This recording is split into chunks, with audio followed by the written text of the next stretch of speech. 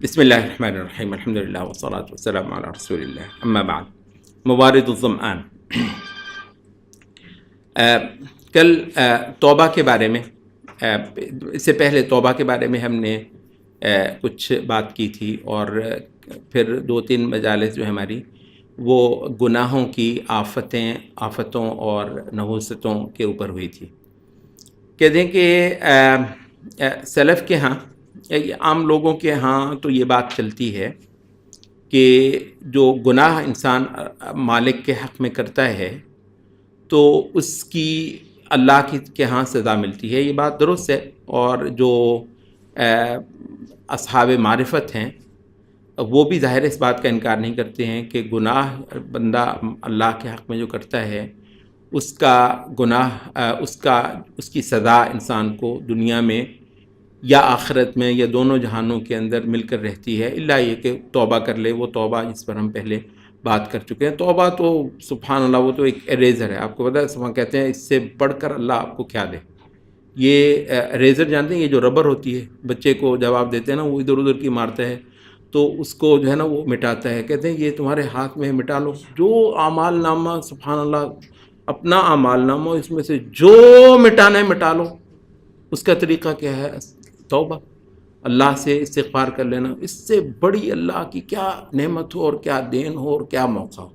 تو اس وجہ سے وہ تو ہے، لیکن یہ ہے کہ ہم بات کر رہے ہیں کہ وہ توبہ جس سے آدمی نے وہ گناہ جس سے آدمی نے توبہ نہیں کی ہے۔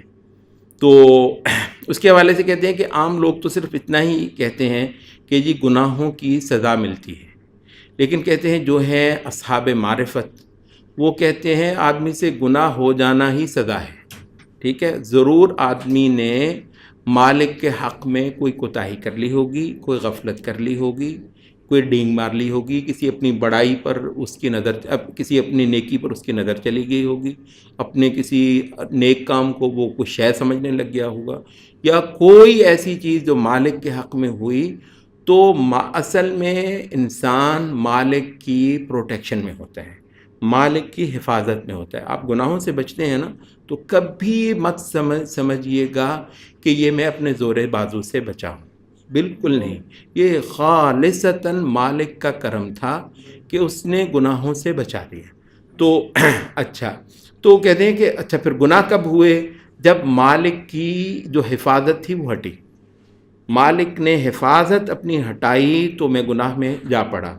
تو پھر کیا ہوا؟ کہتے ہیں کہ وہ یہ ہے کہ گناہ انسان سے ہو جانا ہی دراصل اللہ کی طرف سے سزا ہے بندے کو، اور اس وجہ سے گناہ سے تائب ہونا محض اس وجہ سے نہیں ہے کہ اس کی اللہ کے ہاں کہیں مجھ کو سزا نہ ملے۔ یہ درست ہے کہ یہ بہت بڑی بات ہے، مگر یہ ہے کہ گناہ فی نفسی ہی اتنی بری چیز ہے کہ مالک کے حق میں بندے کے دامن پر ہونا ہی نہیں چاہیے۔ فرض کریں کہ کوئی آخرت میں گناہ کی کوئی سزا نہ ہو تو کیا مالک کے حق میں یہ جو میں کر چکا ہوں یہ میرے دامن پہ رہے؟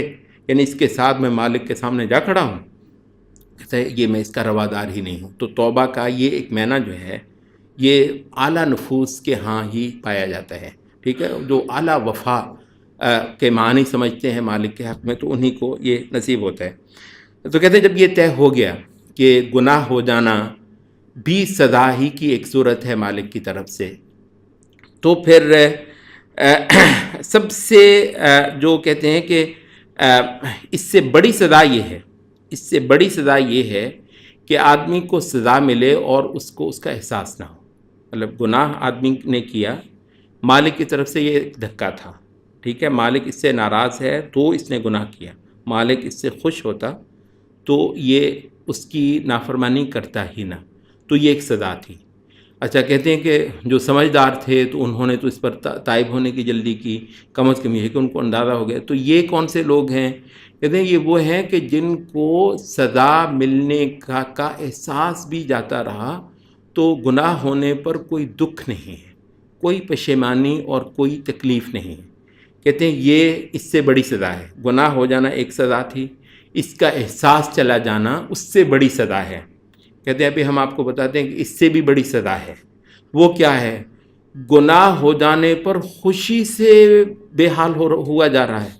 کہتے ہیں مثلاً کہ کتنے لوگ ہیں مال حرام آتا ہے اتنا خوش ہو رہے ہیں، کس مال حرام آیا ہے خوشی سے بے حال ہو رہے ہیں. یہ کیا ہے؟ کہتے ہیں یہ سب سے بڑی، یہ تیسرا درجہ ہے سزا کا. یہ تیسرا درجہ ہے مالک کی طرف سے دھکا پڑنے کا. اچھا وہ کتنے اس سے کرتے ہیں، وہ جی میں نے جی وہ لڑکی پھنسائی، میں نے اس کو یہ کیا، میں نے وہاں پر جا کر یہ کیا. اچھا وہ گناہ پہ خوشی کرنا، فخر کرنا، اس کو اچیومنٹ جاننا، اس کو کارنامہ کرنا، حتیٰ کہ لوگ دیوانے ہو دیکھو جناب یہ ہے. تو یعنی پاپولیرٹی کی ایک بہت زبردست بنیاد بنا لینا اس کو کہ جی بندہ تو یہ ہوتا، مرد تو میں ہوں، تم کیا ہو. تو کہتے ہیں کہ یہ آخری درجہ ہے مالک سے مالک کے در سے دھتکارا جانے کی. اور اللہ رب العزت کا کوئی اس کی پہچان نہ ہونا، اس سے کوئی انسان کی واقفیت نہ ہونا، اور حیوانیت کی ایک صورت کے اندر انسان کا مبتلا ہونا. اچھا کہتے ہیں کہ ایسا بندہ جو ہے، اللہ تعالیٰ تو خیر فضل کرے تو جس پتہ نہیں کیسے کیسے آخری درجے پہ پہنچے ہوئے بندے کو بھی اللہ تعالیٰ کر دیں، لیکن ویسے یہ ہے کہ ایسا بندہ جو ہے وہ اللہ تعالیٰ کی طرف واپس آنا اس کا بہت زیادہ مشکل اور کسی صورت میں ناممکن ہوتا ہے. اچھا تو کہتے ہیں کہ اہل علم جو ہیں وہ یہ کہا کرتے تھے کہ جو اللہ کو جاننے والے ہیں وہ 3 پریشانیوں سے وہ نہیں نکلتے. 3 پریشانیاں ان کی کبھی نہیں جاتی. ایک یہ ہے کہ ان کی نیکی اللہ کے ہاں قبول ہوگی یا نہیں، یعنی وہ نیکی کر کے وہ وہ نیکی کرنے کے بعد اس کے لیے پریشان ہوتے تھے اور اس جو ہے فکر میں مبتلا ہوتے تھے کہ کہیں ایسا نہ ہو کہ میری یہ نیکی اللہ کے ہاں قبول نہ ہو. تو دوسری یہ ہے کہ جو برائی کر لی تھی اس سے توبہ کر بھی لی ہے تو بھی فکر یہ ہے کہ کوئی یقینی تھوڑی ہے کہ اللہ نے میری توبہ قبول کر لی. کہتے یہ توبہ کے حوالے سے یہ جو چیز ہے یہ دراصل انسان کو سنجیدہ کرتی ہے کہ گناہ جو ہے وہ جب بھی یاد آئے، 20 بار بھی اس کی توبہ کر لی تھی، جب بھی یاد آئے پھر اس پر آدمی کو پشیمانی ہی ہو اور اس پر پھر وہ توبہ کی ایک تجدید کرے. اور تیسرا یہ ہے کہ ان کی پریشانی ہوتی تھی کہ آج ابھی اس لمحے مجھے اللہ سے جو ایک قربت حاصل ہے، جس سے یہ اللہ سے کی محبت کی باتیں مجھ پر اثر کرتی ہیں، اور اللہ سے دوری کے جو احوال ہیں وہ مجھے پریشان کرتے ہیں، یہ اللہ کی مجھ پر نعمت ہے، یہ کب تک ہے؟ کہیں یہ چھن تو نہیں جائے گی؟ کہیں اس میں نیچے تو نہیں چلا جاؤں گا؟ کہتے ہیں صالحین کی پریشانی ان 3 باتوں سے کبھی باہر نہیں نکلتی تھی اور ہمیشہ ان کو یہ 3 باتیں پریشان کرتی رہتی تھیں. اور اس حوالے سے کہتے ہیں کہ ان کے کئی سارے اقوال ہیں، جن میں سے ایک یہ ہے کہ اگر تم نے، کہتے ہیں یہاں تک وہ لوگ اس کی وہ بھی کرتے تھے. اب یہ کوئی شریعت کے اس سچ مسئلے نہیں ہیں، لیکن یہ تھا کہ وہ لوگ مطلب بہت آگے چلے جاتے تھے اس حوالے سے. کہتے ہیں ان کے ہاں یہ رہا ہے کہ اگر اللہ تعالیٰ کی نافرمانی کسی خاص جگہ پر کی ہے تو کوشش یہ کرنی ہے کہ اس جگہ پر جا کر کوئی نیکی کر کے آئیں. وجہ کیا ہے؟ کہتے ہیں وجہ یہ ہے کہ یومئذ تحدث اخبارہا، زمین نے اپنی کہانیاں سنانی ہیں، زمین نے اپنی خبریں، زمین کو زبان ملنی ہے قیامت پر. اور آپ ذرا تصور کریں کبھی زمین اپنی کہانی سنانے لگے، اس کو آواز زبان دے دی جائے اور وہ لگ جائے شروع ہو، زمین نے، اس کے سینے نے کیا کچھ نہیں اٹھایا، کیسے کیسے ظلم، زیادتیاں، گناہ، کیسی کیسی محرومیاں اس زمین کے اوپر جو ہیں وہ نہیں پائی گئیں. تو جب زمین جو ہے اپنی کہانیاں بیان کرے گی تو اس میں ظاہر ہے کہ جو میں نے اس زمین کی اس کے سینے پہ کہیں پہ کھڑا ہو کے جو میں نے مالک کی نافرمانی کی تھی اس کا بھی تو ذکر کرے گی نا. کہتے ہیں وہ اس خیال سے کہ جب یہ ذکر کرے گی کہ خدایا میرے اس حصے پر، میری اس جگہ پر اس بندے نے تیری نافرمانی کی تھی، تو میں نے عین اسی جگہ پر جا کر میں نے نیکی بھی کی ہوئی، تو اس کو وہ بھی بتانا پڑے گا. تو اس وجہ سے وہ کہتے تھے کہ اس بات تک کا وہ کہتے تھے اپنے شاگردوں کو کہ جس جگہ پر کوئی نافرمانی ہو گئی ہے کوشش کر لو کہ اس جگہ پر ہی جا کر کوئی نیکی کرو. کہتے بعض تو ایسے تھے کہ جن کپڑوں میں ان سے گناہ ہوا تھا کوشش کرتے ان کپڑوں میں جو ہے وہ نیکی کریں، وہ تاکہ ان کپڑے جو ہیں شاید وہ بھی اللہ تعالیٰ کے ہاں گواہی دیں گے. تو کہتے ہیں کہ یہ اس بات کو ہمیشہ یاد رکھو کہ جو اللہ تعالیٰ نے فرمایا نا کہ ان الحسنات یذہبن السیئات، کہ جو حسنات ہیں نا، نیکیاں ہیں، وہ برائیوں کو مٹا ڈالتی ہیں. تو اس وجہ سے توبہ کا جو ایک توسیع ہے نا، توبہ کے اندر جو ایک وسعت مومن لے کر آتا ہے، وہ یہ ہے کہ اپنی ان برائیوں کو نیکیوں کے ذریعے سے مٹائے.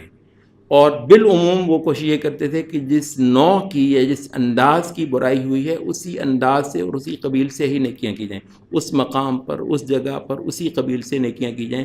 تو اس چیز کو وہ سمجھتے تھے کہ یہ جو نیکیاں ہیں انشاءاللہ اور اس برائیوں کو مٹا ڈالیں گی. تو اللہ سے ملاقات کی بات مومن کے لیے اتنی ہی سنجیدہ بات ہے، اور ان ہزارہ پہلوؤں سے وہ سوچ سوچ کر اپنی اصلاح کرتا ہے. اور ایک ایک احساس جو ہے، حقیقت یہ ہے کہ یہ عبادت ہے. سب سے اعلیٰ عبادت آپ کو پتہ ہے احساسات کی عبادت. شاید ہم اس کا اندازہ نہیں کرتے ہیں. ہمارا خیال ہوتا ہے کہ جو جسم سے کام کیے جائیں وہی عبادت ہے، حالانکہ سوچوں کے اندر، خیالات کے اندر، احساسات کے اندر، جذبوں کے اندر، یہ سارے اعمال القلوب ہیں. اعمال القلوب عبادت کا آپ یوں کہہ لیں کہ 90-95% ایریا اعمال القلوب میں آتا ہے. باقی ساری کی ساری جو عبادتیں ہیں وہ شاید 5-10% ہیں. تو اس وجہ سے یہ لوگ جو ہیں سب سے زیادہ ہمیں ان چیزوں کی طرف جو ہیں وہ توجہ دلاتے ہیں، تاکہ ہماری عبادت جو ہے وہ اصل رنگ اختیار کر لے. اقول قولی ھذا واستغفر.